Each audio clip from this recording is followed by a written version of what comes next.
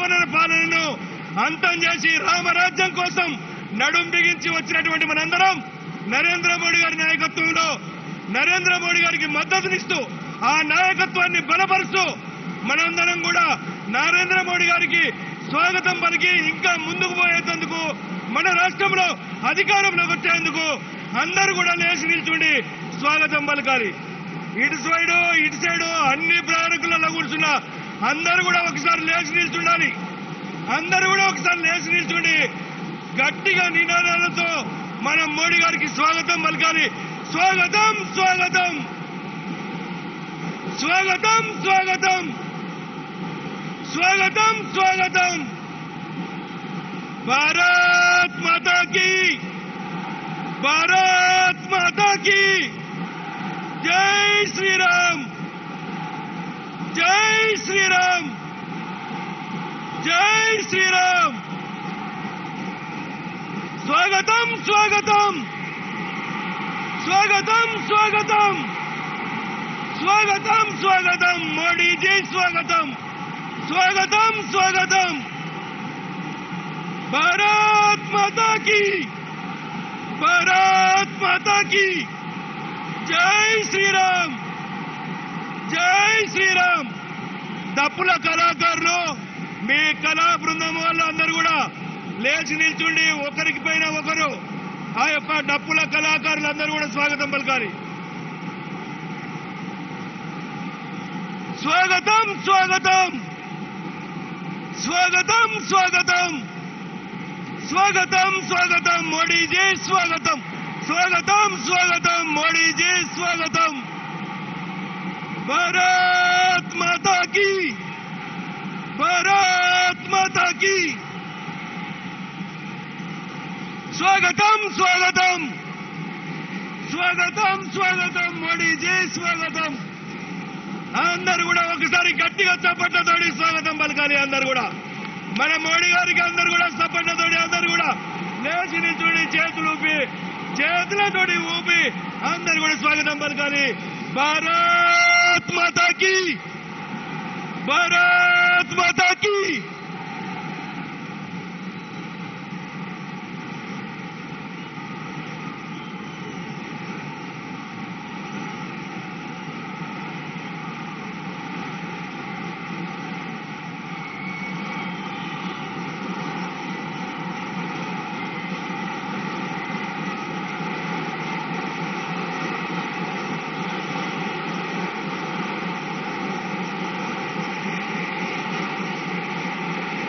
ఇప్పుడు అందరూ కూడా మన ప్రియతమ నాయకులు మన నరేంద్ర మోడీ గారి ఉపన్యాసం కోసం దాదాపు 12 గంటలు ట్రావెల్ చేసి వచ్చాం. అందరూ ఓపికగా వారు ఉపన్యాసాన్ని పూర్తిగా కూడా విని మన బూత్ లో మన గ్రామంలో ఆ యొక్క విషయాలు చెప్పేందుకోసం అందరం సిద్ధంగా ఉన్నాం. ఇప్పుడు మన రాష్ట్ర అధ్యక్షులు కరీంనగర్ పార్లమెంట్ సభ్యులు శ్రీ బండి సంజయ్ కుమార్ గారిని మాట్లాడాల్సిందిగా కోరుతున్నా. మన ప్రియతమ నాయకులు మన ప్రధానమంత్రి గారు నరేంద్ర మోడీ గారు హైదరాబాద్ గడ్డ మీద తెలంగాణ గడ్డ మీదకి వచ్చిన సందర్భంగా మనందరి పక్షాన మన రాష్ట్ర అధ్యక్షుల వారికి కండువతోటి స్వాగతం పలుకుతారు. వారందరికీ కూడా స్వాగతం.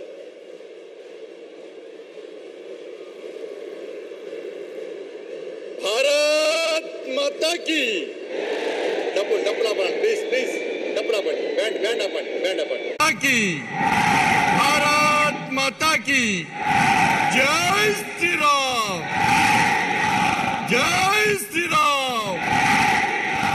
राम लक्ष्मण जानकी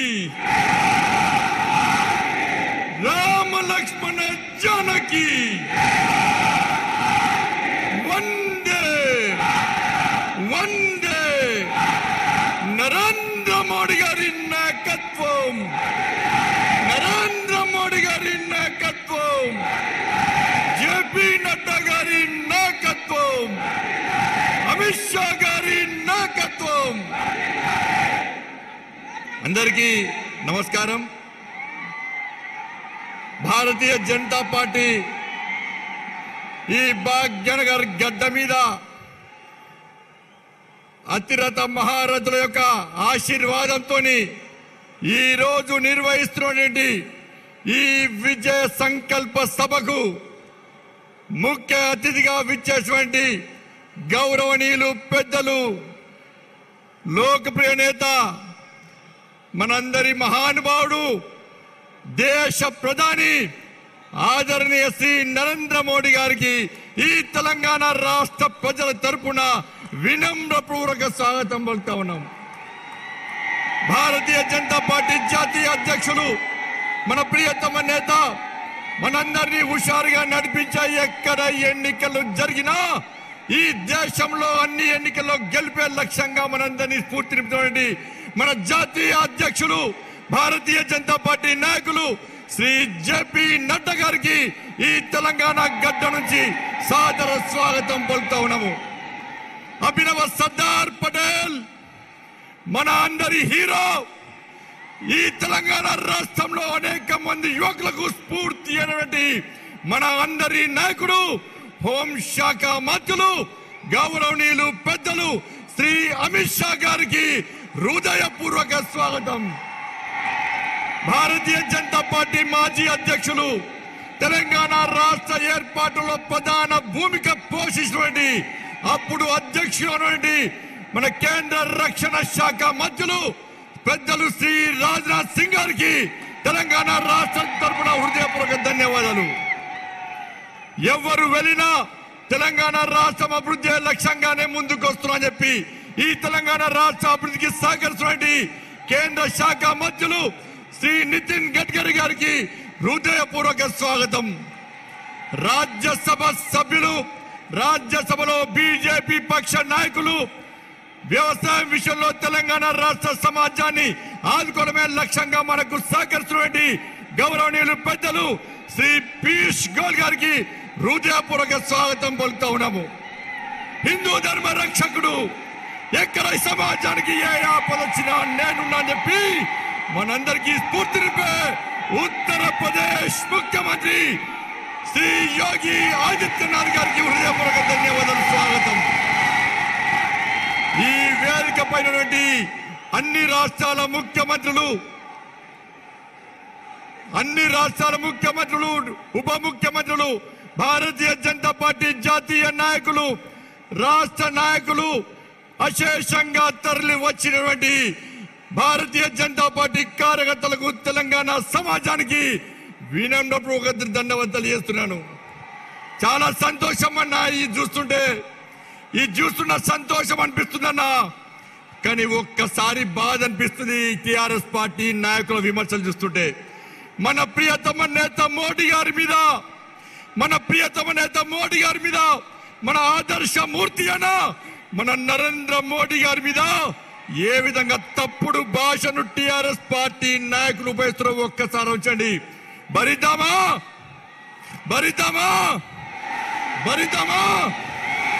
ఎందుకు తిట్టారన్నా నా నరేంద్ర మోడీని? ఈ దేశంలో కరోనా సమయంలో పేద ప్రజలు కరోనాతో తల్లడిల్లుతుంటే ఈ దేశంలో 200 కోట్ల డోసులను ఉచితంగా ఈ దేశ ప్రజలకు అందించేందుకు నరేంద్ర మోడీ గారిని తిడుతున్నారు. అర్థం కాలే నాకు. అరే, ఈ దేశంలో పేద ప్రజలు ఇబ్బంది పడొద్దని చెప్పి, ఆకలితో అలమటించొచ్చని చెప్పి ఈ దేశంలో పేద ప్రజలకు ఉచితంగా బియ్యం ఇస్తున్నందుక నా నరేంద్ర మోడీని తిడుతున్నది. అరే, ఉక్రెయిన్లో యుద్ధం జరిగినప్పుడు ఈ తెలుగు రాష్ట్రాలకు సంబంధించినటువంటి అనేక యువకులు ఆ ఉక్రెయిన్లో చిక్కిపోతే యుద్ధాన్ని ఆపి తెలుగు రాష్ట్ర ప్రజలను కాపాడినందుగా నా నరేంద్ర మోడీ గారు తిట్టేది. ఒక్కసారి ఆ మహానుభావునికి మన అందరము ఘనంగా స్వాగతం పలికితే గడిలో బందీ అయినా ఆ తెలంగాణ తల్లి పులకించిపోవాలన్నా, ఆ తెలంగాణ తల్లి ధైర్యంగా ఉండాలన్నా నరేంద్ర మోడీ సైన్యం ఇలా యుద్ధానికి సిద్ధమైంది తెలంగాణ రాష్ట్రంలో. నేను ప్రశాంతంగా ఉంటా, నా బంధ విముక్తి కాబోతుందని చెప్పి ఆ తెలంగాణ తల్లి పులికించే విధంగా అందరూ లేచి నిలబడాలి, అందరూ లేచి నిలబడాలి. జై మోడీ నినాదంతో, జై మోడీ నినాదంతో తెలంగాణ మొత్తం దద్దరిల్లాలి. జై మోడీ, జై మోడీ, జై మోడీ, జై మోడీ. రెండు కరతతో చప్పట్లతో స్వాగతం పలుకున్న నా మహానుభావునికి, చప్పలతో స్వాగతం పలుకున్న నా మహానుభావునికి. దేవుడన్నా, పేదలను ఆదుకున్న దేవుడన్నా నా మోడీ.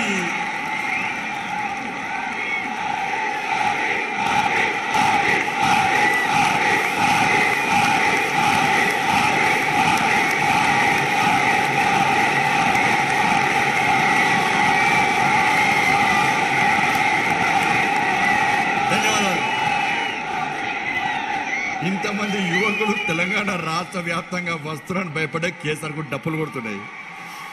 వాస్తవమైన పులి వస్తుందంటే గుంటనక్కలు పారిపోతాయా పారిపోవా?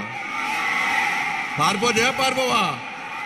గట్టి ఏపాలే, పారిపోతాయా పారిపోవా? పులి అన్నా పులి భారతదేశమే కాదన్నా ప్రపంచంలో ఎక్కడికి పోయినా కూడా ఈ పులిని స్వాగతిస్తురన్నా. కానీ తెలంగాణ రాష్ట్రంలో టీఆర్ఎస్ పార్టీ దద్దమ్మలకు, కేసీఆర్ లాంటి మూర్ఖులకు మోడీ గారికి గొప్పతనం తెలియదన్నా. తెలంగాణ రాష్ట్రాన్ని సాధించుకున్న దేనికన్నా అనేక మంది బలిదానాల వల్ల తెలంగాణ రాష్ట్రాన్ని సాధించుకున్నాం. కాబట్టి మోడీ గారి తెలంగాణ రాష్ట్రాన్ని అభివృద్ధి చేసుకుందాం, కష్టపడి తెలంగాణ రాష్ట్రాన్ని సాధించుకున్నాం, తప్పకుండా అభివృద్ధి చేస్తామని చెప్పి ఈ తెలంగాణ రాష్ట్రానికి వేల కోట్ల రూపాయలు నిధులిస్తున్న తెలంగాణ రాష్ట్రానికి, తెలంగాణ రాష్ట్రంలో అనేక సంక్షేమ పథకాలు అమలు చేస్తున్న గొప్ప వ్యక్తి నరేంద్ర మోడీ గారన్న. అదే మోడీ గారు సర్కార్ అన్న తెలంగాణ రాష్ట్రంలో. ఒక్కసారి చెప్పాలి రాష్ట్ర ముఖ్యమంత్రి, నువ్వు ఎన్నికల ముందు హామీలు ఇచ్చిన ఏమైనాయి? ఈ తెలంగాణ రాష్ట్ర అభివృద్ధికి ఎందుకు సహకరిస్తున్నావు?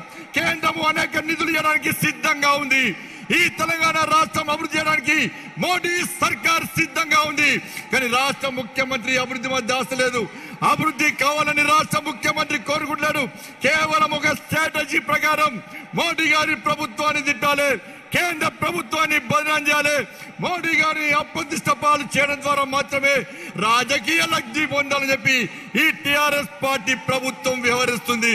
అందుకే మోడీ గారు మేము ఎప్పుడు గెలిచామో చెప్తా ఉంటాడు, మీరు తెలంగాణ రాష్ట్ర అభివృద్ధి సేకరించండి, ఎన్నికల వరకు మాత్రమే రాజకీయాలు, ఎన్నికల తర్వాత మనకు రాజకీయాలు ముఖ్యం కాదు.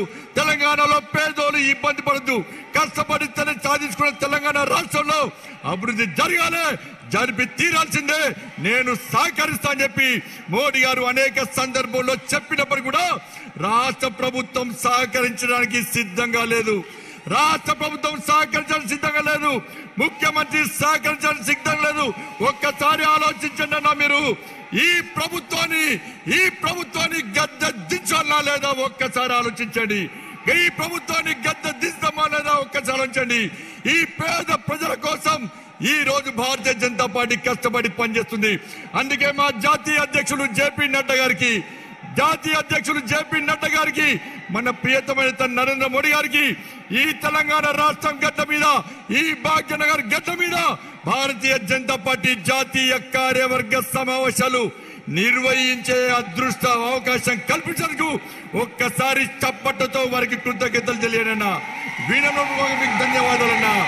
చాలా మంది అంటున్నారు ఇక్కడనే ఎందుకు పెట్టాలి జాతీయ కార్యవర్గ సమావేశాలని.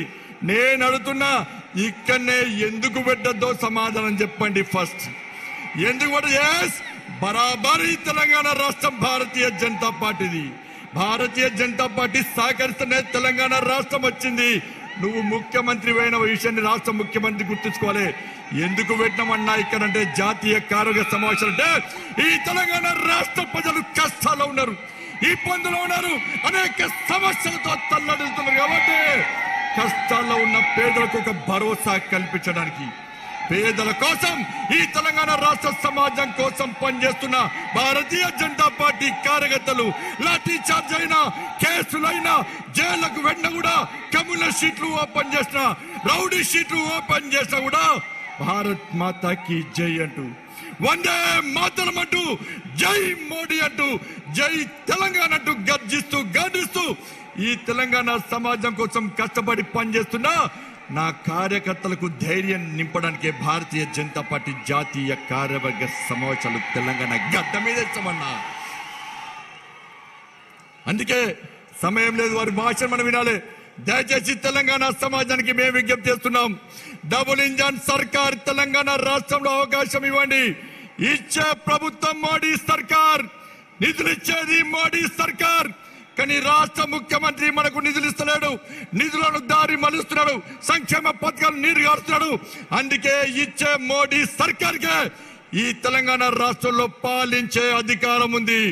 ఈ తెలంగాణ రాష్ట్రం అభివృద్ధి చెందాలంటే ఇంకా 20 సంవత్సరాల పాటు దేశంలో భారతీయ జనతా పార్టీ ప్రభుత్వం పక్కా ఉంటుందని చెప్పి అన్ని సర్వేలు చెప్తున్న సందర్భంలో ఈ తెలంగాణ రాష్ట్రాన్ని అప్పుల పాలు చేసి, ఈ తెలంగాణ రాష్ట్రాన్ని అప్పుల పాలు చేసి కనీసం జీతాలు ఇవ్వకుండా ఇబ్బంది పడుతున్న తరుణంలో, ఈ తెలంగాణ రాష్ట్ర ప్రజలు బిచ్చ బతుకు చేస్తున్న తరుణంలో, కనీసం జీతాలు ఇవ్వలేని పరిస్థితుల్లో ఒక్కొక్కరి తలకాపై ఒక్కొక్కరి పేరు మీద 1,20,000 అప్పు చేసిన పరిస్థితుల్లో ఈ తెలంగాణ రాష్ట్రాన్ని కాపాడబడాలంటే, ఈ తెలంగాణ రాష్ట్రం అభివృద్ధి చెందాలంటే, ఈ తెలంగాణ రాష్ట్రంలో పేదలకు న్యాయం జరగాలంటే ఇలా నరేంద్ర మోడీ గారి నిజాయితీవంతమైన పాలన, నీతివంతమైన పాలన ఈ తెలంగాణ రాష్ట్రంలో రావాల్సిందే, వచ్చి తీరాల్సిందే. అందుకే భాగ్యలక్ష్మి అమ్మవారి సాక్షి చెప్తున్నా, ఈ రోజు ఆ రోజు అమిత్ షా గారు వచ్చిన భాగ్యలక్ష్మి దేవాలయానికి, ఈ రోజు ఆది యోగి ఆదిత్యనాథ్ వచ్చి దర్శనం చేసుకున్న భాగ్యలక్ష్మి అమ్మవారిని, భాగ్యలక్ష్మి అమ్మవారి సాక్షి చెప్తున్నాం. ఈ తెలంగాణ రాష్ట్రంలో కేసీఆర్ గడిలు బద్దలు కొడతాం. కేసీఆర్ గడిలో బందీ ఉన్న నా తెలంగాణ తల్లిని రక్షించుకునే బాధ్యతను మనందరం తీసుకుందాం. కష్టపడి పనిచేద్దాం. మీరు స్వచ్ఛందంగా ఇంత పెద్ద ఎత్తున తరలి వచ్చిన తెలంగాణ సమాజానికి, భారతీయ జనతా పార్టీ కార్యకర్తలకు హృదయపూర్వక ధన్యవాదాలు తెలియజేస్తూ ఈ జాతీయ కార్యవర్గ సమావేశం నిర్వహించండి. జాతీయ నాయకత్వానికి హృదయపూర్వక ధన్యవాదాలు తెలియజేస్తూ ముగిస్తున్నాను. భారత్ మాతాకి, నరేంద్ర మోడీ గారి నాయకత్వం, నరేంద్ర మోడీ గారి నాయకత్వం, జై శ్రీరామ్. ధన్యవాదాలు. ధన్యవాదాలు రాష్ట్ర అధ్యక్షులు గారికి. నౌ ఐ రిక్వెస్ట్ టు నడ్డాజీ address to the Vijay Sankalpa Sabha.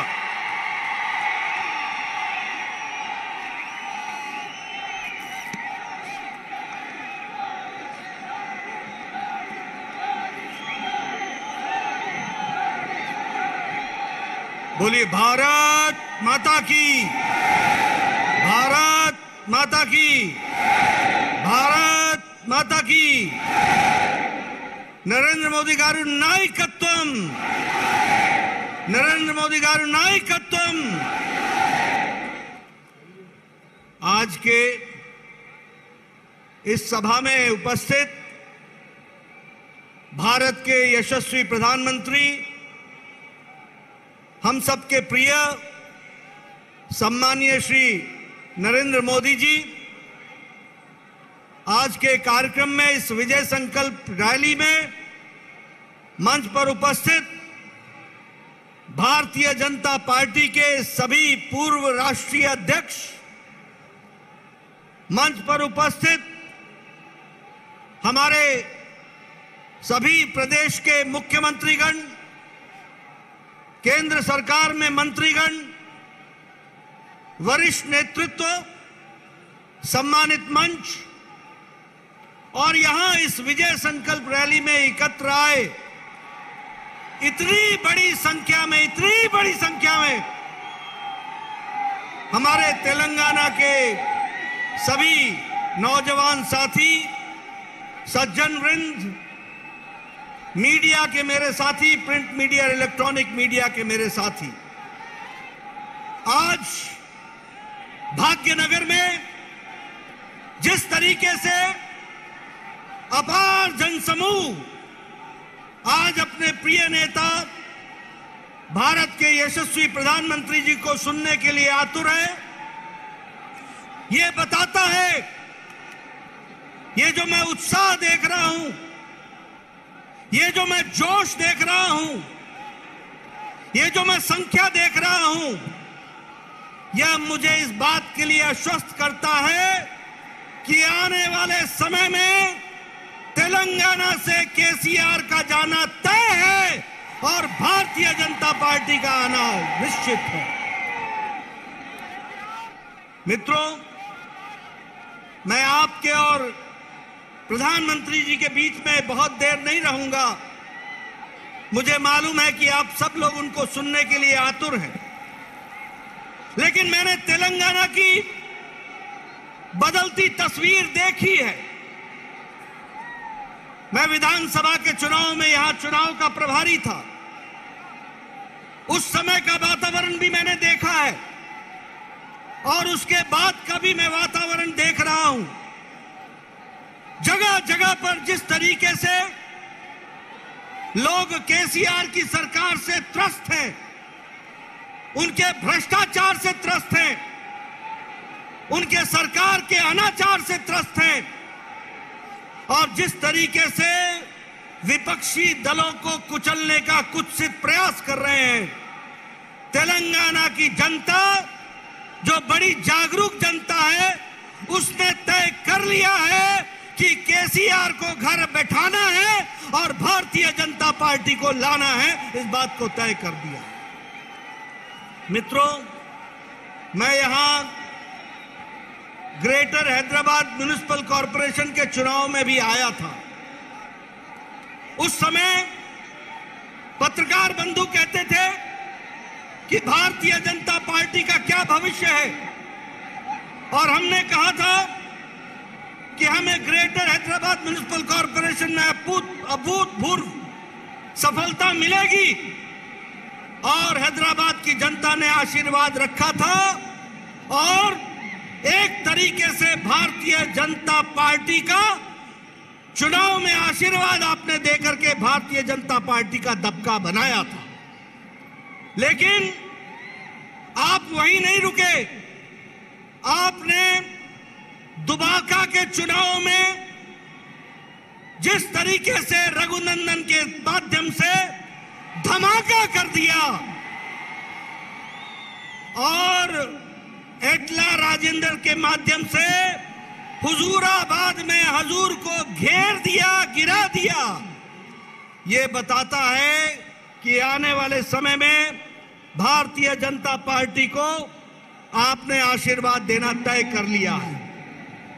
सभी मुद्दों के बारे में प्रधानमंत्री जी चर्चा करेंगे, लेकिन जब आप नीलू की बात करते हो तो मैं ये जरूर कहूंगा कि पानी के बारे में चर्चा करते करते कालेश्वरम प्रोजेक्ट 32,000 करोड़ से आज 1,32,000 करोड़ पहुंच गया।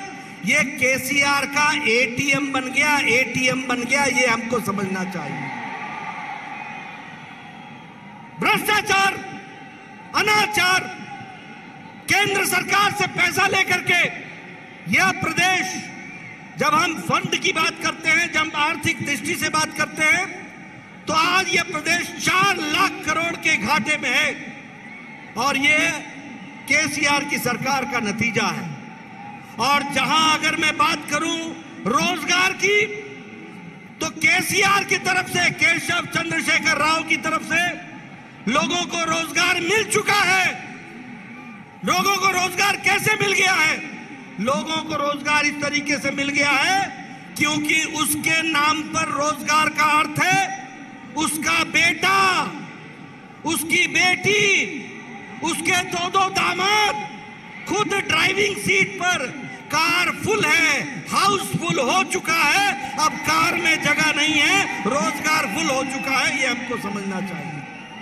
मित्रों, ऐसी भ्रष्ट सरकार को रहने का कोई अधिकार नहीं है। बहुत से मुद्दे हैं, इस पर चर्चा होगी। जो आशीर्वाद प्रधानमंत्री जी ने तेलंगाना को दिया है वो सही मायने में धरती पर नहीं लग रहा है। उसमें भ्रष्टाचार हो रहा है, स्कीमों का बदला जा रहा है और इसलिए समय आ गया है कि अब डबल इंजन की सरकार चाहिए, ऊपर मोदी जी की सरकार चाहिए, तो तेलंगाना में भी कमल खिलना चाहिए कमल खिलना चाहिए, कमल खिलना चाहिए, इसको हमको ध्यान में रखना चाहिए। मैं पुनः आप सबको धन्यवाद देता हूं और आपके और प्रधानमंत्री जी के बीच में ज्यादा समय न रहते हुए हम सब लोग प्रधानमंत्री जी को सुनने के लिए आतुर हैं।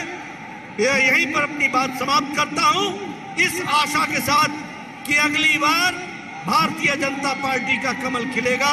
इन्हीं शब्दों के साथ बहुत बहुत धन्यवाद। जय भारत, जय तेलंगाना।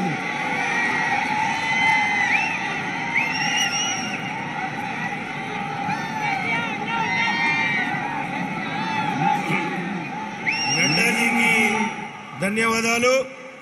మనం ఎదురు చూస్తున్నటువంటి మన ప్రియతమ నాయకులు నరేంద్ర మోడీ గారు మాట్లాడబోతారు. मैं आदरणीय प्रधानमंत्री श्री नरेंद्र मोदी जी को जनसभा को आपका संदेश देने के लिए आमंत्रित करता हूं.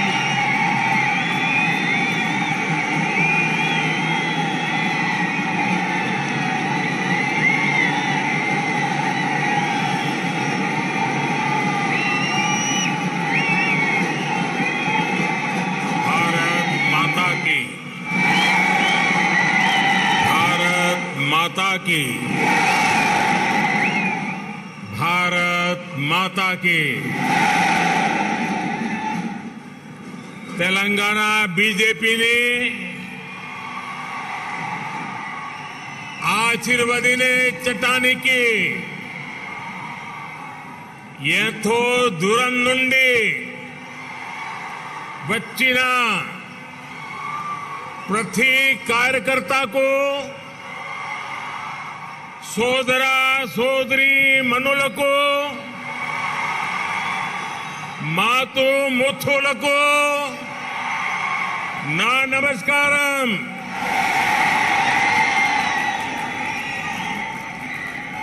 भारतीय जनता पार्टी के अध्यक्ष श्रीमान जेपी नड्डा जी,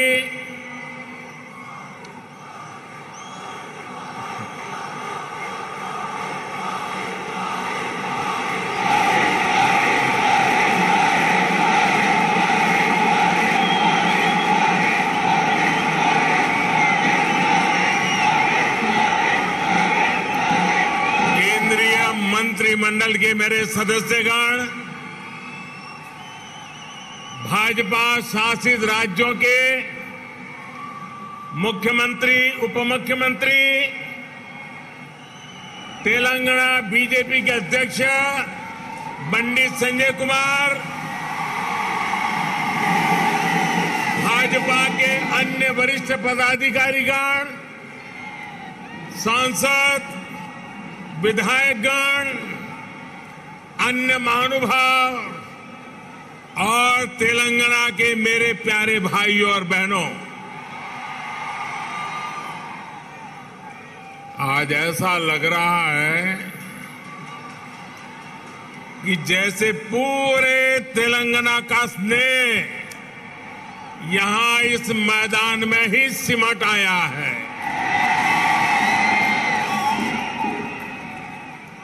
तेलंगाना के अलग अलग जिलों से आप यहां इतनी बड़ी संख्या में आए हैं. इस स्नेह के लिए, इस आशीर्वाद के लिए मैं तेलंगाना का अभिनंदन करता हूं, तेलंगाना की धरती को वंदन करता हूं. भाइयों और बहनों,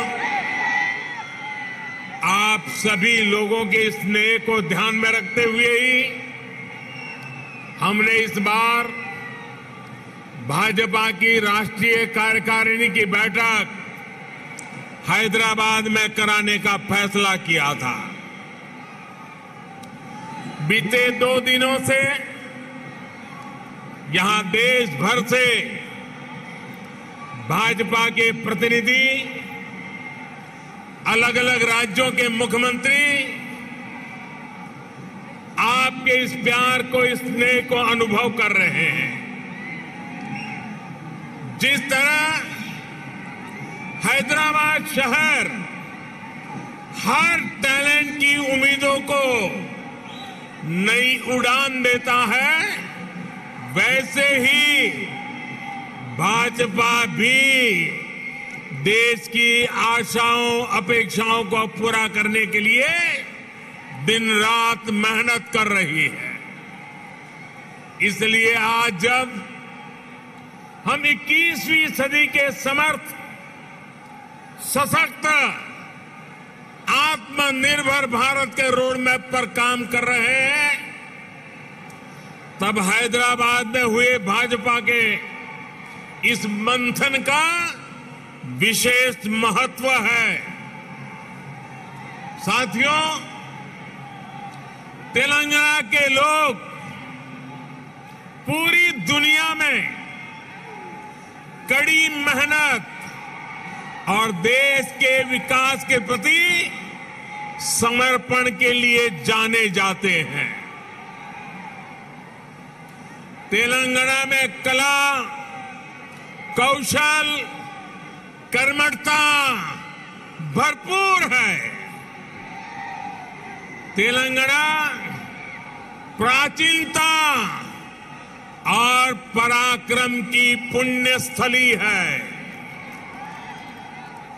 यहां भद्राचलम में श्री राम से लेकर यादाद्री में श्री नरसिम्हा तक, आलमपुर में जोगुलांबा से लेकर वरंगल में भद्रकाली तक, इस पवित्र भूमि से ईश्वरीय आशीर्वाद हमारे भारत पर अविरल बरसते हैं। विश्व प्रसिद्ध रामप्पा मंदिर से लेकर अद्भुत काकतीय तोरणम तक तेलंगाना का आर्ट और आर्किटेक्चर हमें गौरव से भर देता है। प्रताप रुद्र से रानी रुद्रमा देवी और कुमरम भीम तक तेलंगाना की इस वीर भूमि के शौर्य और बलिदान की गाथाएं अतुलनीय है।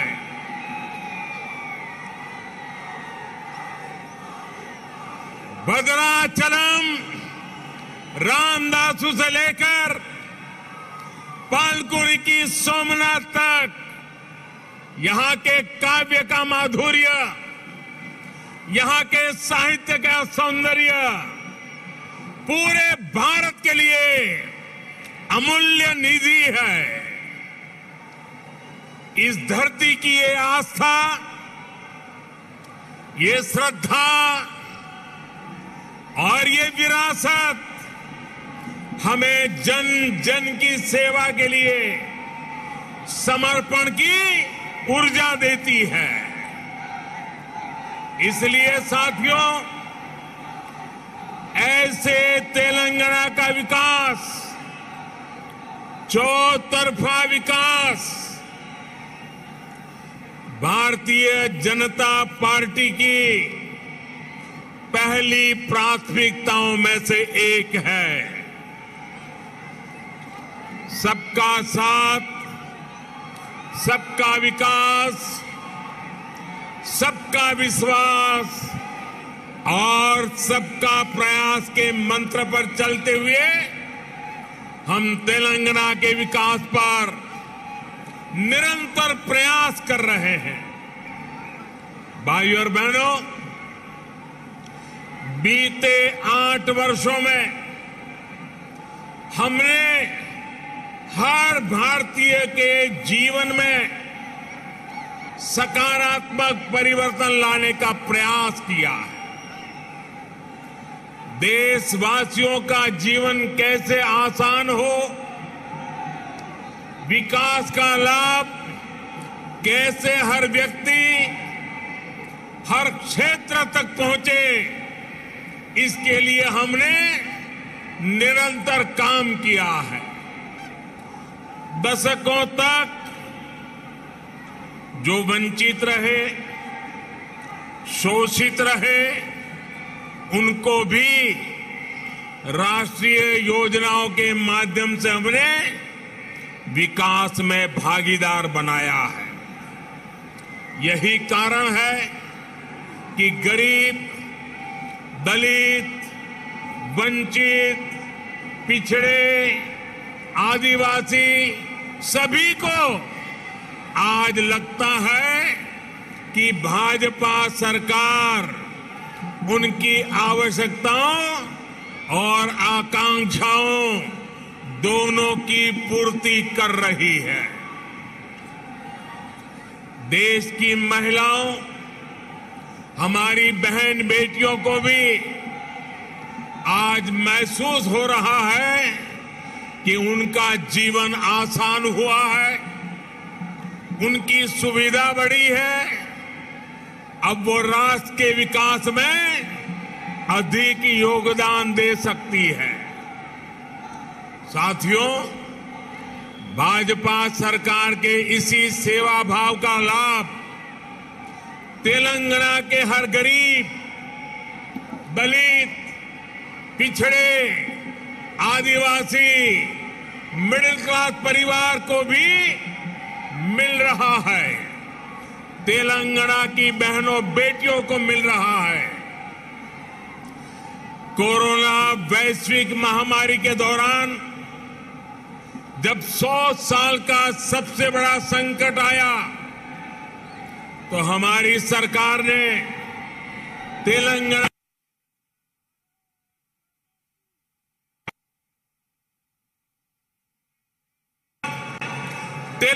के भी करोड़ों साथियों को तेजी से मुफ्त कोरोना वैक्सीन लगाई गई।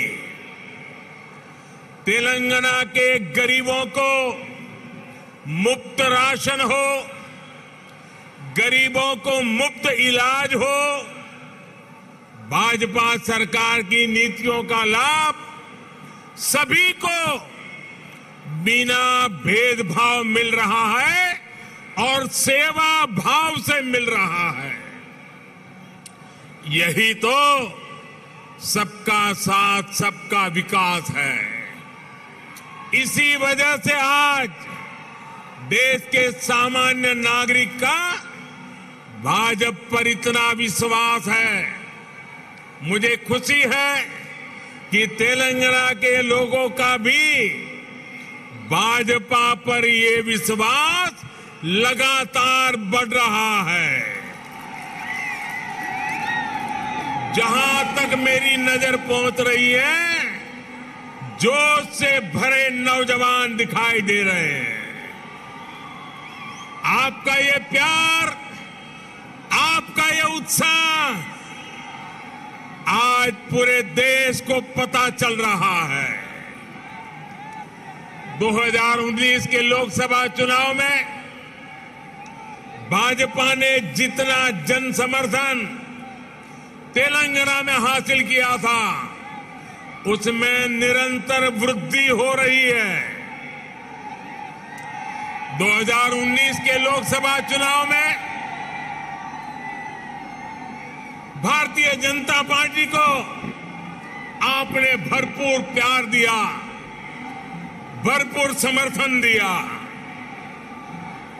मेरे प्यारे भाइयों बहनों, भाजपा ने जितना समर्थन तेलंगाना में हासिल किया, उसमें निरंतर वृद्धि होती रही है। और ये वृद्धि ही भारतीय जनता पार्टी के प्रति आपके प्यार को दर्शाती है।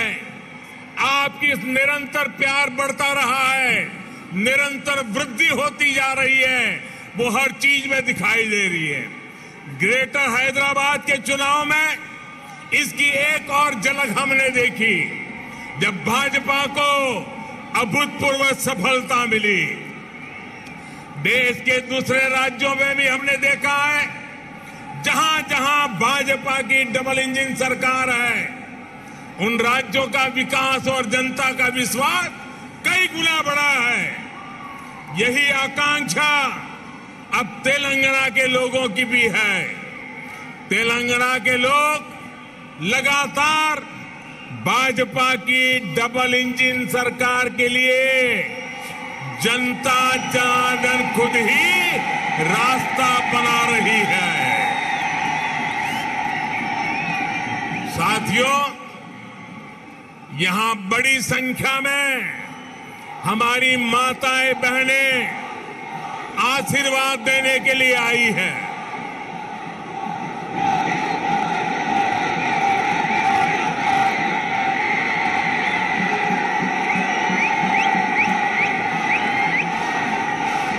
साथियों, आपका प्यार, आपका उत्साह मैं भली भांति समझ सकता हूं। साथियों, हमारी सरकार ने महिलाओं, बहनों, बेटियों की गरिमा, उनके स्वास्थ्य, उनका जीवन आसान बनाने को सर्वोच्च प्राथमिकता दी है। स्वच्छ भारत अभियान से तेलंगाना की लाखों गरीब माताओं, बहनों, बेटियों को सम्मान का जीवन मिला है। उज्ज्वला योजना से मिले मुफ्त गैस कनेक्शन से तेलंगाना की लाखों गरीब बहनों को धुएं से मुक्ति मिली है। मातृत्व के समय पोषण से लेकर टीकाकरण तक की सुविधाओं को हमने तेलंगाना के गांव-गांव तक पहुंचाया है, हर लाभार्थी तक पहुंचाया है। इसी का परिणाम है कि आज बहनों और बेटियों का स्वास्थ्य भी सुधर रहा है और उनके जीवन पर संकट भी कम हुआ है। भारत में पहली बार पुरुषों की तुलना में महिलाओं की संख्या अधिक हुई है। भाइयों और बहनों, हम इस 21वीं सदी में देश की नारी शक्ति को राष्ट्र शक्ति बनाने का ईमानदार प्रयास कर रहे हैं। हाल ही में आई एक रिपोर्ट के मुताबिक बैंकों में जमा धनराशि में महिलाओं की हिस्सेदारी तेजी से बढ़ रही है। ग्रामीण महिलाओं के मामले में ये आंकड़ा और भी ज्यादा है। सर्वे बताते हैं कि आज हमारी बहनों की संपत्ति में हिस्सेदारी भी बढ़ी है और परिवार के आर्थिक फैसलों में पूछ भी बढ़ रही है। ये इसलिए संभव हो रहा है क्योंकि हमने बहनों को बैंकिंग से जोड़ा, देश की अर्थव्यवस्था में बेटियों की सीधी सक्रिय भागीदारी को प्रोत्साहित किया।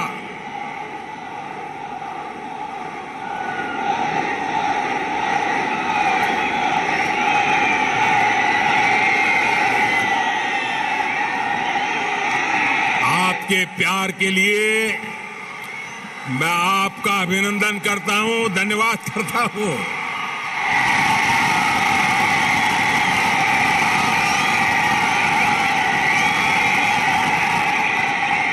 साथियों, जन धन योजना के तहत पूरे देश में 45 करोड़ बैंक खाते खोले गए, जिसमें से 1 करोड़ से ज्यादा जनधन बैंक खाते तेलंगाना में खुले हैं। इन जनधन खातों में 55% से अधिक खाते महिलाओं के हैं। इसी तरह जो मुद्रा लोन दिए गए हैं उसमें से 2/3 से अधिक लोन महिलाओं को दिए गए हैं। स्टैंड अप इंडिया के तहत दिए गए लोन में से 80% से अधिक महिलाओं को दिया गया है। यहां तक कि रेहड़ी, ठेले, पटरी वाले देश के लाखों साथियों को भी केंद्र सरकार ने बैंकों से जोड़ा है। पीएम स्वनिधि योजना के तहत तेलंगाना में के भी हजारों साथियों को मदद मिली है। भाइयों और बहनों, तेलंगाना भारत में रिसर्च और इनोवेशन का भी एक बड़ा केंद्र है। कोरोना काल में वैक्सीन को लेकर, दूसरे साजो सामान को लेकर जो काम यहां हुआ है, उसने पूरी दुनिया में करोड़ों जीवन बचाने में मदद की है। बीते 8 वर्षों से केंद्र सरकार इस इकोसिस्टम को सशक्त करने के लिए बड़े स्तर पर प्रयास कर रही है। हैदराबाद में आधुनिक साइंस सिटी बनाने के लिए भी भाजपा सरकार गंभीर प्रयास कर रही है। कुछ समय पहले national animal resource facility for biomedical research जैसा आधुनिक रिसर्च सेंटर हैदराबाद में तैयार हो चुका है। साथियों, भाजपा सरकार सिर्फ टेक्नोलॉजी और इनोवेशन के प्रोजेक्ट ही नहीं बना रही, बल्कि गरीब और ग्रामीण परिवारों के बेटे बेटियों के प्रतिभा को भी प्रोत्साहन दे रही है। नई राष्ट्रीय शिक्षा नीति में हमने स्थानीय भाषा में पढ़ाई को प्राथमिकता दी है।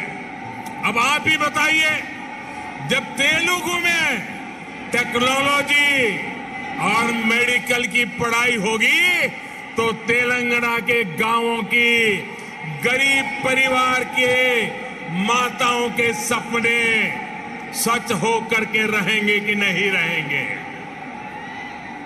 इससे आत्मनिर्भर भारत के निर्माण के लिए टैलेंट का पुल बड़ा होगा या नहीं होगा? भाइयों और बहनों, आत्मनिर्भर भारत अभियान को रामागुंडम खाद कारखाना भी सशक्त कर रहा है। आप सभी ये जानते हैं कि बीते दशकों में देश के जो अनेक खाद कारखाने बंद हुए थे, उनमें से ये भी एक था। 2015 में हमने इसको फिर से चालू करने के लिए काम शुरू किया। लगभग 6,500 करोड़ रुपए का निवेश किया। अब यहां फर्टिलाइजर का उत्पादन शुरू हो चुका है। बहुत जल्द इसको भी राष्ट्र के लिए समर्पित कर दिया जाएगा। ये तेलंगाना के किसानों के लिए, भारत के किसानों के लिए कितनी बड़ी सुविधा है, इसका आप अंदाज लगा सकते हैं। इससे खाद पर हमारी विदेशी निर्भरता कम हो जाएगी। भाइयों और बहनों, हमारा निरंतर प्रयास है कि तेलंगाना के किसानों का जीवन आसान हो, उनको अपनी उपज का अधिक से अधिक लाभ मिले। तेलंगाना में पानी से जुड़े लगभग 35,000 करोड़ रुपए से अधिक के 5 बड़े प्रोजेक्ट पर केंद्र सरकार काम कर रही है। बीते 6 सालों में केंद्र सरकार ने तेलंगाना के धान किसानों से लगभग 1 लाख करोड़ रुपए का धान खरीदा है। धान किसानों को लागत का 1.5 गुना पैसा भी दिया है। इस बार भी धान की एमएसपी में 80 रुपये की वृद्धि कर उसे 2,000 रुपये प्रति क्विंटल से ज्यादा कर दिया गया है।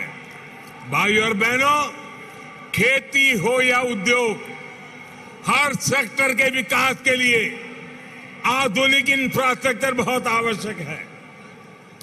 तेलंगाना का गांव हो या शहर, आधुनिक कनेक्टिविटी इंफ्रास्ट्रक्चर के लिए भाजपा के नेतृत्व वाली केंद्र सरकार अभूतपूर्व काम कर रही है।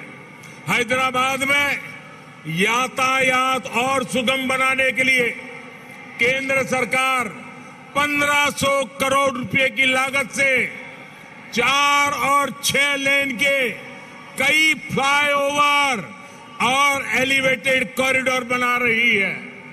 इस हाईटेक सिटी में जाम की परेशानी कम करने के लिए केंद्र सरकार 350 किलोमीटर परिधि की रीजनल रिंग रोड भी बनाने जा रही है। भाइयों और बहनों, हमारा प्रयास है कि तेलंगाना के कोने कोने तक बेहतरीन कनेक्टिविटी पहुंचे। पिछले 8 वर्षों में तेलंगाना में नेशनल हाईवे की लंबाई 2 गुनी हो चुकी है। 2014 में तेलंगाना राज्य में लगभग 2500 किलोमीटर के नेशनल हाईवे थे। आज 5000 किलोमीटर लंबा नेटवर्क है।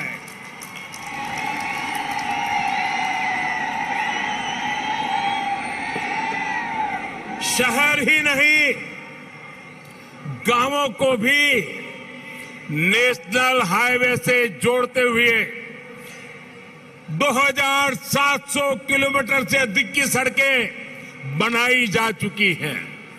पीएम ग्रामीण सड़क योजना के तीसरे फेज के तहत लगभग 2500 किलोमीटर की नई सड़कों के लिए भी 1700 करोड़ रुपए से अधिक स्वीकृत किए गए हैं। इसी प्रकार रेलवे में भी बीते 8 वर्षों में तेलंगाना के लिए 31,000 करोड़ रुपए से अधिक के प्रोजेक्ट स्वीकृत किए गए हैं। लगभग 180 किलोमीटर की नई रेल लाइन तेलंगाना में बिछाई जा चुकी है। साथियों, आत्मनिर्भरता की बात आती है तो मैंने हमेशा 5F की बात की है। Farm to fibre, fibre to factory, factory to fashion और फैशन टू फॉरेन। ये बात मैं कह रहा हूं। इसी सोच के तहत हमने तय किया कि टेक्सटाइल में देश के एक्सपोर्ट को बढ़ाने के लिए हम देश में 7 मेगा टेक्सटाइल पार्क बनाएंगे। टेक्सटाइल पार्क जब लगता है तो किसान को भी फायदा होता है, मजदूर को भी काम मिलता है, व्यापार कारोबार भी फलता फूलता है। इनमें से एक मेगा टेक्सटाइल पार्क का निर्माण तेलंगाना में भी होने वाला है। ये टेक्सटाइल पार्क यहां बन जाएगा तो तेलंगाना के किसानों को तो लाभ होगा ही, जहां हजारों नौजवानों के लिए रोजगार के नए अवसर बनेंगे। साथियों, हैदराबाद देश की आत्मनिर्भरता का, देश के आत्मविश्वास का प्रमुख सेंटर है। तेलंगाना के दूसरे शहरों और गांवों में भी असीम सामर्थ्य है। यहां के खेतों में, यहां के किसानों के पास देश और दुनिया को देने के लिए बहुत कुछ है। यहां प्रकृति ने भी कोई कमी नहीं रखी है।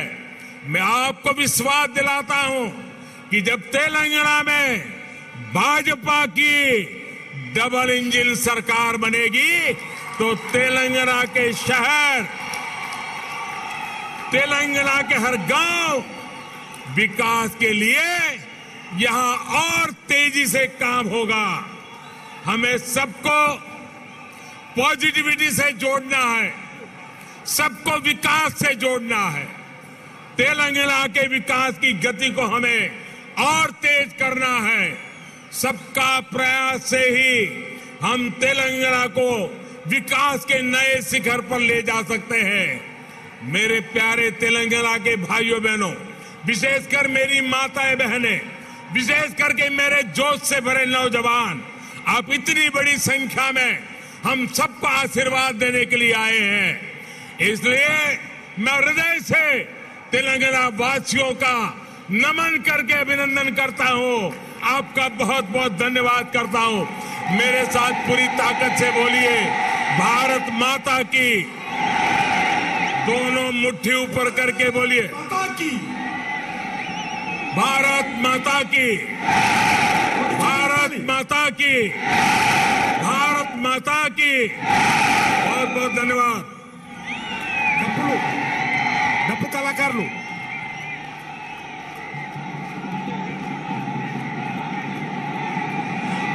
నరేంద్ర మోడీ గారి నాయకత్వం, భారత్ మాతా కీ, భారత్ మాతా కీ। నరేంద్ర మోడీ గారి నాయకత్వం, నరేంద్ర మోడీ గారి నాయకత్వం। డప్పు కళాకారులు. భారత్ మాతా కీ. మోదీ. భారత్ మాతా కీ. వందే వందే. అందరూ కూడా రెండు చేతులు పిడికిలు బిగించి చెప్పాలి, భారత్ మాతా కీ. నరేంద్ర మోడీ గారి నాయకత్వం, నరేంద్ర మోడీ గారి నాయకత్వం.